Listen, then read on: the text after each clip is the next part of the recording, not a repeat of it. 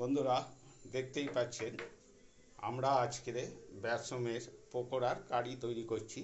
প্রথমে আমরা একটা পাত্রে বেসম পরিমাণ মতো নিয়ে নিলাম, তারপরে ওর সাথে দিচ্ছি টক দই। দেখছেন টক দই দিলাম, পরিমাণ মতন হলুদ দিচ্ছি, পরিমাণ মতন জল দিয়ে ভালো করে এটাকে মিক্স করতে হবে। দেখতেই পাচ্ছেন ভালো করে মিক্স করলাম, আমাদের মিক্স করাই হয়ে গেছে। এইবারে আধা ঘন্টা আমরা রেখে দেবো। আবার আমরা কিছুটা শুকনো বেসম পাত্রের মধ্যে দিয়েছি, দিয়ে প্রথমে দিচ্ছি পরিমাণ মতন নুন, জোয়ান, পরিমাণ মতন খাবার সোঁটা, পরিমাণ মতন হলুদ, তারপরে দিলাম কাস্তুরি মেথি।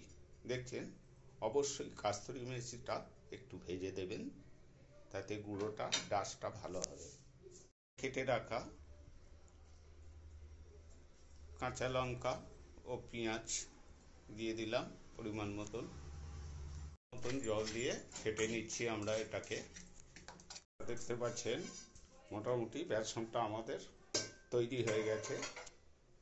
বন্ধুরা দেখতেই পাচ্ছেন এইবারে আমরা কড়াতে তেল দিলাম। দেখতেই পাচ্ছেন বন্ধুরা, এইবারে আমরা আস্তে আস্তে পকোড়াটাকে ভেজে নিচ্ছি। দেখতেই পাচ্ছেন মোটামুটি আমাদের পকোড়াটা ভাজা হয়েই এসছে। কত সুন্দর একটা রেসিপি। বন্ধুরা দেখছেন আমাদের পকোড়া ভাজাই হয়ে গেছে। এরপরে কড়াতে তেল দেওয়া হলো, দিয়ে পুরি আর ধনে দিয়ে একটু ভেজে নেওয়া হচ্ছে। গোটা পরিমাণ মতন একটু হিং দেওয়া হচ্ছে, দেখতে পাচ্ছেন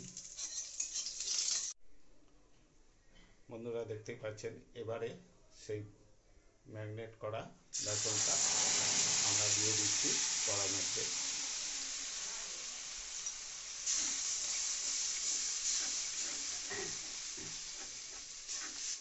দেখতেই পাচ্ছেন বন্ধুরা কত সুন্দর একটা তৈরি হয়ে গেছে।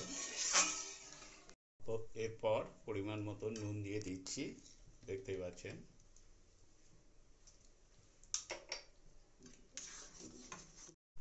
পকোড়াগুলো আমরা এর মধ্যে দিয়ে